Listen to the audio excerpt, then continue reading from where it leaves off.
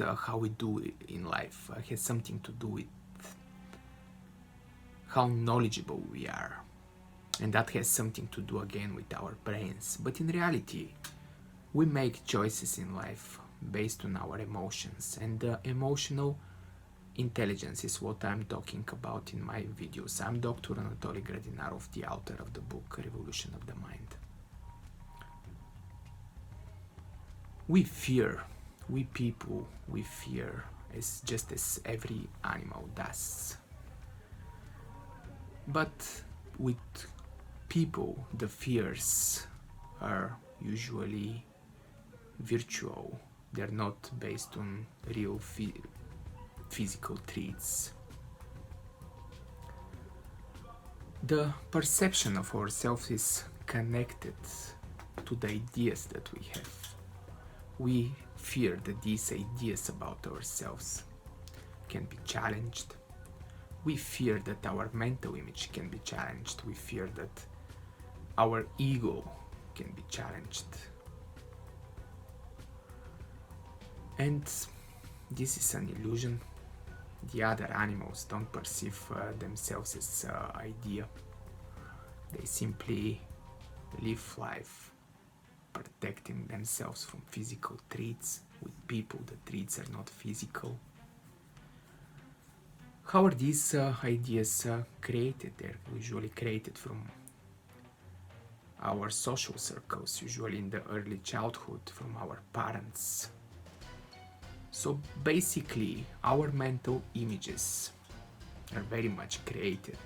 What we think about ourselves, what we think about who we are, is very much created by our parents. It's created by their understandings about us, our own mental projections about how we should live our lives, about what is right and what is wrong. Their own limited self-images, their own fears are involved in creating our self-image about the idea of us.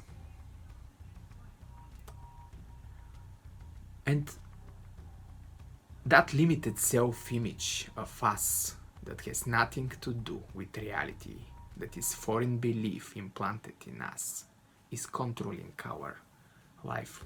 Every time we want to go beyond these ideas, beyond the self-image within us, our minds are going to react and we will feel insecure.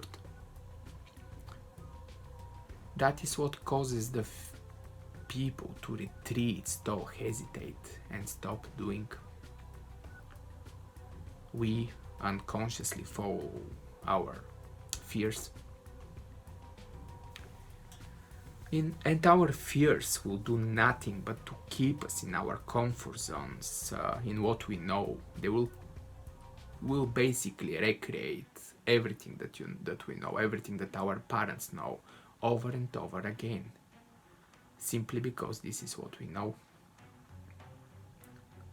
It's unconscious perception to follow what we know. If you have to go from a point A to point B, and you've done it many times, you don't think if you have to take left or right. You simply get there.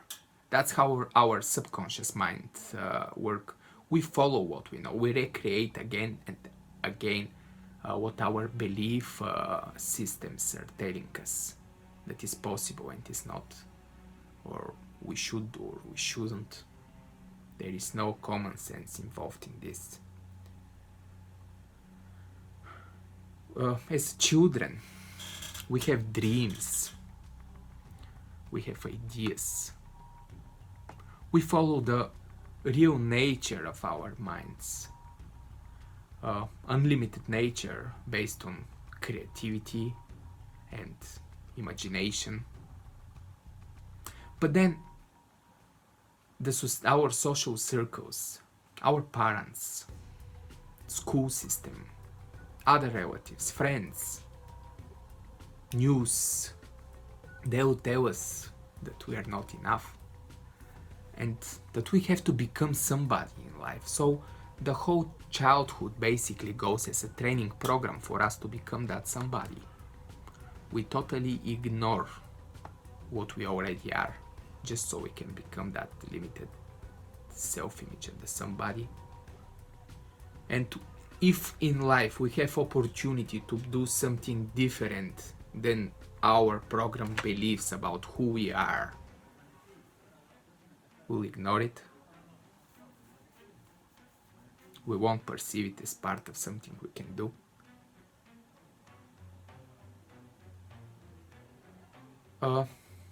Our minds are going to reject the possibility for us to grow in that direction.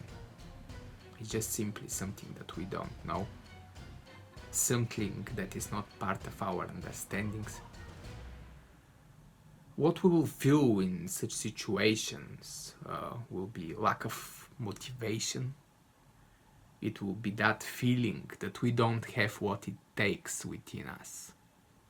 And that's just going to be the reaction of our minds. It won't be the truth.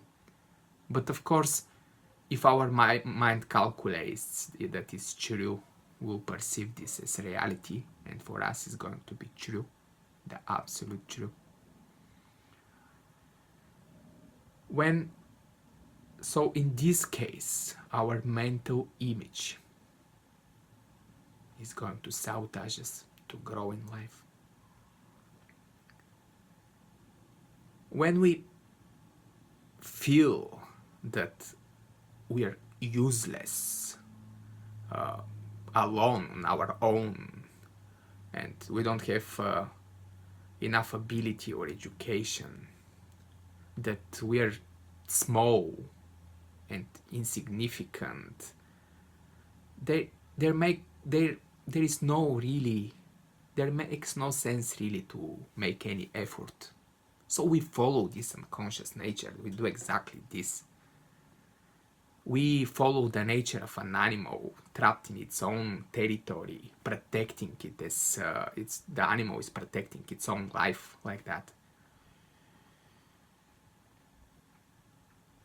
This perception that we can leave for humans, yes, it's mental territories. For animals, it's real territories, but we're territorial animals.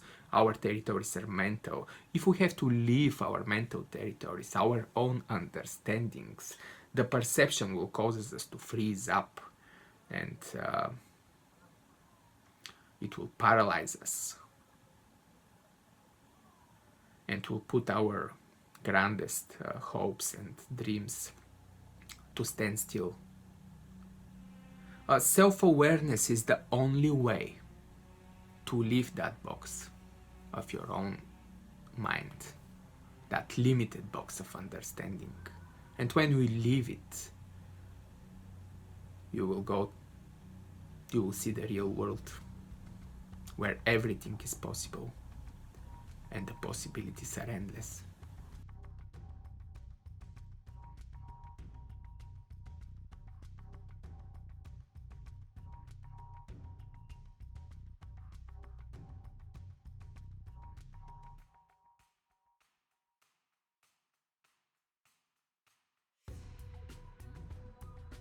Sacrifices. Now, with self-awareness, you have to learn that sacrifices are necessary, that you have to respect the pain and work with it, make it your friend, that you have to respect the fear and make it your friend, not enemy, that you have to make that extra push-up. This is what I call sacrifices. You have to, when you see your limits, when you understand that that's your unconscious limit, you have to push. You have to go a bit farther. You have to play with it to see how far you can go.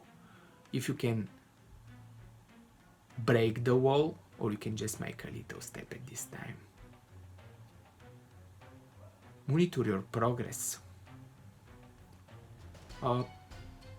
First of all, when you have to do something, don't just have it in mind, hey, that's a good idea, I have to do it. Write it down somewhere. That will make it already a plan in your mind. We have so many ideas that flow in our minds, and next day we don't remember them. Write them down, make it a plan. After that, monitor every step you're doing. Start with small steps. Make a next day step. Write it down.